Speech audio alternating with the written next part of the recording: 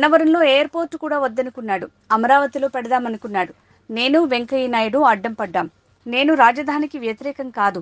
వారధి నుంచి ఖాజా వరకు ఏది కావాలంటే అది కట్టుకోండి. అది కాకుండా ఎక్కడో లోపల కడతానంటే కుదురుతుందా? ఆ రోజు భువనేశ్వరి దగ్గర గాజులు తీసి ఇచ్చింది. చంద్రబాబు ల్యాండ్ మాఫియా ఉండకుండా ఉంటే ఇవాళ బాగా డెవలప్ అయ్యేది.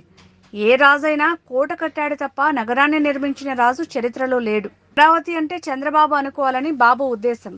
బాబు కొడుకులిద్దరు కూడా భూదాహంతో మిమ్మల్ని మోసం చేశారు. నేను ఇక్కడ రాజధానికి వ్యతిరేకం కాదు. మళ్ళీ చెప్తున్నా, విజయవాడ అభివృద్ధి బాధ్యత మాది అని జగన్ మాటిచ్చారు అని ఎంపీ కేశినేని నాని అన్నారు. ఎయిర్పోర్ట్ కూడా వద్దనుకున్నాడు ఆయన. ఇక్కడ 5,000 ఎకరాల్లో అమరావతిలో ఎయిర్పోర్ట్ పెడదాం.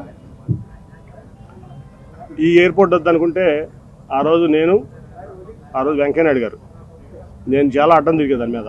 ఈ ఎయిర్పోర్ట్ ముందు పూర్తి చేయండి, తర్వాత 5,000 ఎకరాలు పూర్తి చేద్దాం అంటే వెంకయ్య నాయుడు గారు, సుజనా చౌదరి గారు మరి నేను పట్టుబట్టే ఆ రోజున ఆ ఎయిర్పోర్ట్ అయినా ఈ రకంగా 1,000 కోట్లు సెంట్రల్ గవర్నమెంట్ ఫండ్ వచ్చింది, రూపాయి స్టేట్ గవర్నమెంట్ ఇచ్చింది లేదు.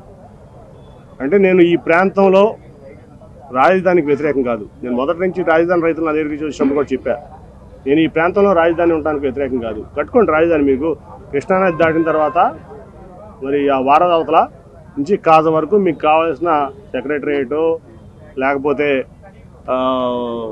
కౌన్సిలో లేకపోతే అసెంబ్లీలో హైకోర్టులో ఇప్పుడు కట్టారు కదా, టీడీపీ ఆఫీస్ కట్టారు, డీజీపీ ఆఫీస్ కట్టారు.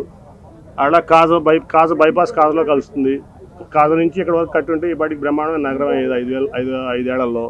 అది కట్టకుండా ఎక్కడో 55,000 ఎకరాలు 33,000 ఎకరాలు రైతులను మోసం చేసి వాళ్ళ రైతుల్ని రోడ్డు మీద పడేసి ఆయన ₹1 కూడా ఆవిడ గాజులు తీసి ఇచ్చింది, మా దగ్గర డబ్బులు లేవని చెప్పి. అమరావతి ఫండ్ అనమాట. వాళ్ళ రైతులు ఎకరానికి 10,000 వేసుకుని వాళ్ళు బాగు చేసుకుంటున్నారు. వాళ్ళు కోట్లు ఇబ్బంది పడుతున్నారు.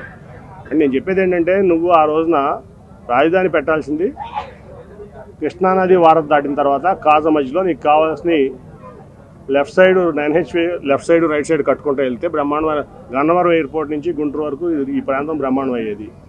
నువ్వు నీ అనవసరమైన ల్యాండ్ మాఫియాకి వెళ్లకుండా, ల్యాండ్ దీనికి వెళ్లకుండా నువ్వు పాత అమరావతి నుంచి తెనాలి వరకు మాస్టర్ ప్లానింగ్ ఇచ్చుకుంటే ఇవాళ బ్రహ్మాండంగా ఈ నగరం ఈ ప్రాంతం డెవలప్ అయ్యేది. కావాలని చెప్పి ఎక్కడో తీసుకెళ్ళి అమరావతిలో 33,000 ఎకరాల రైతులను మోసం చేసి, నేను మొదటి రోజు నుంచి చెప్తున్నా, వాళ్ళు చెప్పడం కాదు. నేను ఫస్ట్ రోజున మా ఎంపీ కొనకళ్ళ నారాయణ గారు, నేను ఇంకెవరో 2 ఎమ్మెల్యేలు కూడా ఉన్నారు మాతో పాటు కారులో వెళ్తుంటే మోడీ గారు వచ్చిన శంకుస్థాపనకు ఆ రోజు చెప్పా, ఈ ప్రాజెక్టు 30 ఏళ్ళున్నా పూర్తి అవ్వదు, ఎట్టి పరిస్థితులు అవ్వదు, ఇది అయ్యే ప్రాజెక్ట్ కాదు. ఎందుకంటే ఈ ప్రపంచంలో ఏ రాజైనా కోట కట్టాడు కానీ నగరాన్ని నిర్మించిన రాజు లేడు. వాడు కోట కట్టుకున్నాడు, కోటలో కావాల్సినటువంటి సెక్రటరియేట్లో లేకపోతే ఏదో కట్టుకున్నాడు తప్ప ఎవరో కూడా నగరాన్ని నిర్మించిన రాజు లేడు ఇంతవరకు. కాబట్టి అనవసరంగా ఏదో షాజహాన్ తాజ్మహల్ కట్టాడు కాబట్టి ఆ పేరు వచ్చింది.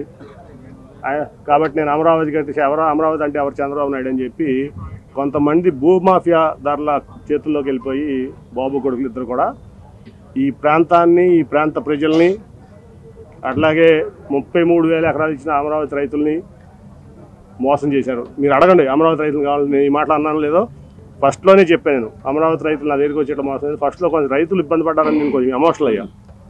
ఒక నెల రోజుల తర్వాత ఆలోచించిన తర్వాత నేను చెప్పాను వాళ్ళకి, రైతులు నా దగ్గరికి వస్తే ఢిల్లీ వచ్చినా ఇదంతా చెప్పా, మిమ్మల్ని మోసం చేశారు చంద్రబాబు నాయుడు గారు, అసలు ఇక్కడ రాజధాని తప్పు అని ఆ రోజు నుంచి చెప్తున్నా. రాజధాని ఈ ప్రాంతంలో రావడానికి వ్యతిరేకం కాదు, మీడియాకి చెప్తున్నా, కరెక్ట్గా రిపోర్ట్ చేయండి మీరు చెప్పేది కూడా. లేకపోతే ఆ 5 ఏళ్లలో బ్రహ్మాండం ఈ ప్రాంతం ఇక్కడ బ్రహ్మాండం అయ్యేది, అంతా కూడా చక్కగా ఉండేది. నువ్వు 33,000 ఎకరాలు ఇచ్చిన రైతుల్ని మోసం చేసావు, నీ స్వార్థం కోసం ఈ ప్రాంతాన్ని మోసం చేసావు, విజయవాడని పాత నగరంగా చేయాలని చూసావు, 100 కోట్లు కూడా ఇవ్వలేదు, నీకు చిత్తశుద్ధి లేదు.